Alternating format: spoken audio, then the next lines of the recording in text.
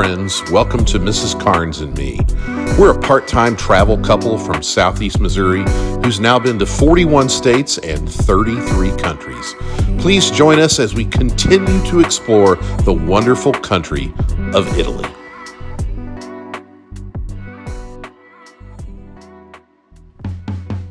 We have left Modena and all of its amazing adventures behind and are making the 110-mile trip to Milan. Along the way, we get to collect another ticket for the toll road.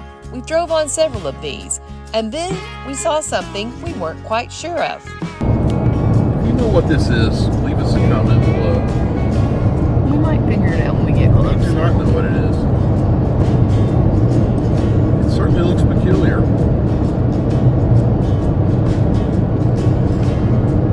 Well, there's at least 3 of them going different directions. What's that say right there? I'll bet that's what it is, whatever that is. Is that a train station? We saw the Reggio Emilia train station with its very distinctive wavelength-looking architecture.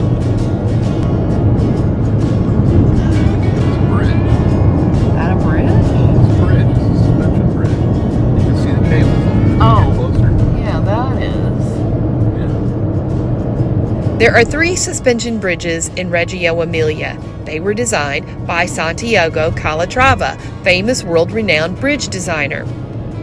They were built in 2007 to be functional and to be a symbol that this area can continually redesign itself and rapidly change with time. It's kind of interesting. There's one there, one over there.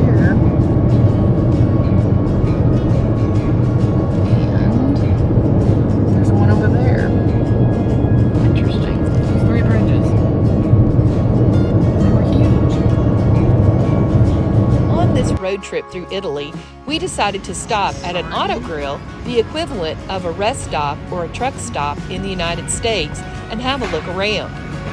These auto grills are all over Italy and other countries in Europe.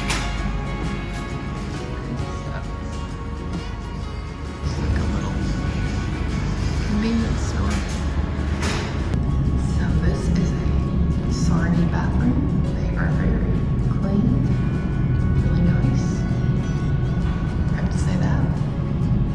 With that. They are known for their fresh foods, a place to sit down and eat, and clean restrooms. Besides food, most also have a convenience store attached to them where you can purchase other items you might need on a road trip.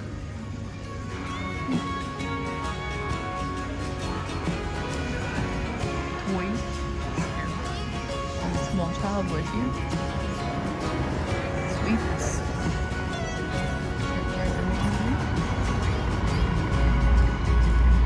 Like a truck stop in Italy.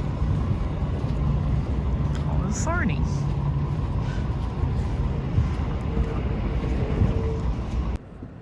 As we get closer to Milan, the traffic really picks up.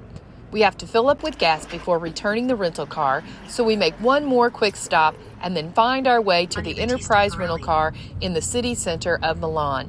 After a quick taxi ride, we arrive at the Park Hyatt Milano. When you stay at the elegant 5-star Park Hyatt Milano, the renowned attractions of Milan are literally at your doorstep. Facing the entrance of the Galleria Vittorio Emanuele, Park Hyatt Milano is set in the heart of the fashion district. It is 656 feet from the Milan Duomo and the Scala Opera House. After you enter the hotel, La Coppola Lounge welcomes you. Here you can unwind or people watch beneath a 30-foot tall glass cupola. This hotel is absolutely gorgeous. Spacious and luxurious, our room at the Park Hyatt featured fresh flowers, a plush king bed, and blackout curtains that made sleeping delightful.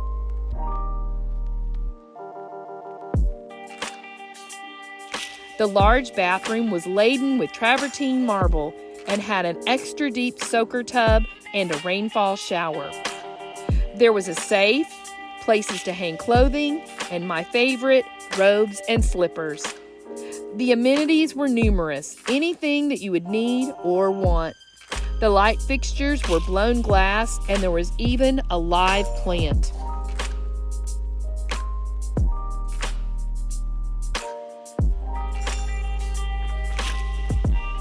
We had everything we could need to make coffee or tea, and there was a stocked minibar. This looks very highbrow European, doesn't it? Welcome. So we are in a courtyard in the middle of a cloister next to the Dominican church, assigned the place that holds the Last Supper.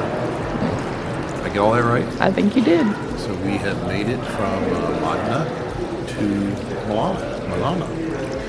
We took our little blue Toyota and drove it through the Italian countryside and into the bustling, thriving, kind of overwhelming city of Lots Milan. of people. I don't know if it's a beautiful day or it's It is a Saturday beautiful day. or it's spring. I don't know, but there's lots of people out. So we have tickets to go see the Last Supper here in just a minute. We're going to wait patiently for our time to go in, but we've enjoyed seeing this Dominican church. It's beautiful and old, and it's setting the tone to be able to see Da Vinci's Last Supper. Look, there's a priest over there going in. Finally, the time had come for us to go in and see the masterpiece of Leonardo da Vinci, The Last Supper. We traveled through a small corridor until we came to the air-sealed doors that protect this masterpiece. You must book tickets fairly well in advance to see this wonderful painting. Only 25 visitors at a time are allowed in, and only for 15 minutes, after passing through 2 airlocks. The first thing you notice, the size. The size is amazing. It took almost 4 years to complete this masterpiece. Don't forget to turn around and look at the opposite wall. It contains a painting of the crucifixion. This was a once-in-a-lifetime experience and made this birthday one that I will never forget. So when we get out of the Last Supper, it was dark. Church is lit up. We're on this cute little street, which he told us used to be the poshest part of Milano.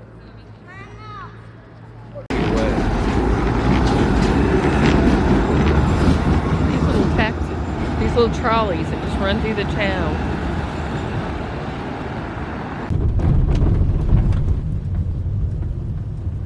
Oh, there's the Duomo. It's all lit up.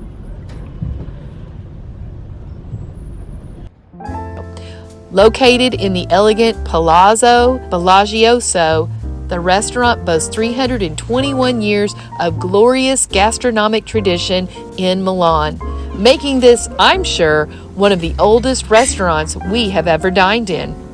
Antico Ristorante Bocce is an authentic Milanese restaurant. This restaurant is famous all over the world for its impeccable service. Linen tablecloths, silver cutlery, crystal glasses, and the essence of the late 19th century create a unique experience in this historical center of Milan.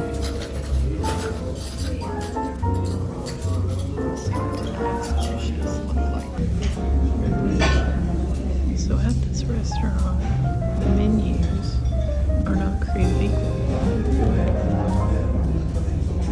They gave Mr. Carnes a menu that had the prices, and as you can see from my menu, it has no prices. Because that's exactly the way it should be. Interesting. Our waiter speaks no English, and he realizes this is an interesting experience. So I brought Mrs. Carnes to a very authentic Milanese restaurant to celebrate her birthday. No one speaks English. We're doing it with this very nice, my first taste of this, it's very, very good. It's very straightforward, and it's going to pair well with what we ordered tonight. So I think I did pretty good given the language barrier and 0 bread. So for my starter tonight, I have a smoked salmon tartare. And Mrs. Carnes has the artichoke salad. What do you think, kid? Looks good. I think it's the way it's cooked. It does. That saffron in it. Very good. He put cheese on top. It's Milanese style. So when you're in Milan, you should order all of the Milanese dishes that you can. This is veal Milanese with a little side of spinach. Mrs. Carts has the lamb chops, fried lamb chops With something. I don't know what it is. Yeah, it looks yum. What's yours? Did you get your green? I did get my green. You did? It's over there. Oh, it's yum.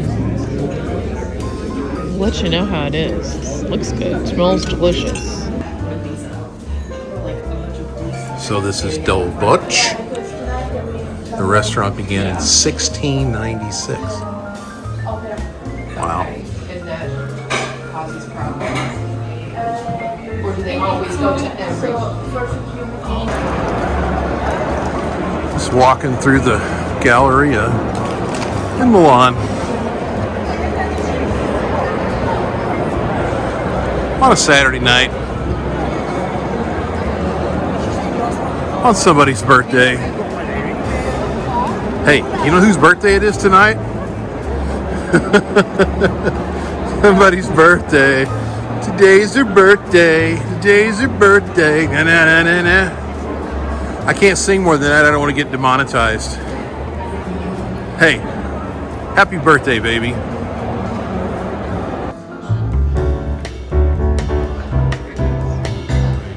So, we went to dinner tonight at Antico is how the young lady coached me up to pronounce it. It's Bouecc, but it's pronounced Bach. And so, you know, if you've watched this channel very long, you know that I like wine. I don't know everything about wine, but I know a lot of things about wine. And I'm trying to learn French and Italian wine. So this restaurant came highly recommended by Condé Nast, which is a worldwide travel organization. So we went there, had dinner. They have an 11-page wine menu. And of the wines, 90% of them were over $150 a bottle. So now I'm not opposed to paying for a really good bottle of wine, but I don't want to pay $150 for a bottle that I don't know what I'm getting. So what's a guy to do when his waiter speaks zero English, right? Yeah, he didn't know. And there's no recommendation. And so I started looking and thinking, and I remembered when we went to the Joseph in Nashville that we did the wine tasting and Grazie. So I remembered when we went to the Joseph in Nashville. Oh, they just delivered this little nut box. I love that about Europe. It is. It's a cool thing. You can't order a drink. They give you a little something to nosh on. Yeah. So the sommelier that night gave us a wine tasting from all Italian wine, and he said Barbaresco is the queen of Italian wines. So in Piedmont, this wine, Barbaresco, is called the queen of Italian wines. So I found a Barbaresco, I believe it was from Piedmont, and it was a 17, and it was like $90 a bottle. So I didn't embarrass myself. I didn't embarrass the United States of America ordering a weird wine. And it actually turned out to be Magnifico. Would you agree? Yes. So we had a 2017 Barbaresco from Piedmont, and it paired very, very well with the veal and with the lamb chop. We were by far the only Americans in this entire place, which was kind of cool and a little different. Yeah, but okay. A little different. Yep. Very little English was spoken, which has kind of been one of the first places that we've been to this week to where there wasn't at least someone who could speak some English to you. But the first two courses we had were two of the best things I've eaten the entire time that we were here. I had a salmon and artichoke tartare creation, and Mrs. Carnes had an artichoke salad with Parmesan on cheese. Artichoke is one of the things that they're known for in this part of Italy. And our second course was a dish of the Milanese risotto. With saffron. With saffron risotto. Man, were they good. It was good. Those were two of the best things I've eaten. And I'm figuring out what I've watched what some of the Italian folks are ordering. They don't do the whole thing. We ordered veal and lamb chops, and probably shouldn't have because we couldn't eat them. Full up to here. But I did get to try the Jewish fried artichoke, and that was good. That they put those on top of the lamb chops. Yeah, it was good. So it was an interesting experience. I'm glad we did it, aren't you? Yeah, I'm glad I was able to take this beautiful lady out for her birthday. We just got back. It's what, 11:30, and the turn down service has turned the bed down, and we have slippers and a breakfast order menu, a bottle of water, and look at this. Oh, how cute is that with the little chocolates in that little container? So super cute. And now we have a word from Mr. Carnes. Mr. Carnes in this room. For all you sports fans out there, I want to give you a little respite from all this travel. So I have been wearing something for the last several days. The date of this is March the 4th. The last 3 nights, the SEMO men's basketball team has been playing in the OVC tournament. They are playing in the championship game later tonight or tomorrow morning here. It's 2 a.m. I asked, Mrs. Carnes is yawning behind the camera. I asked her, I said, do you want to stay up till 2 a.m. and watch the SEMO basketball game? And she said, absolutely not. But I have been sporting Red Hawk socks every night this week that they're playing, and they've won every night. And I wore them again tonight. Boys, let's bring it on home. Okay. Thanks for watching, and please consider subscribing to our channel and giving this video a like. We are living the good life. Salute!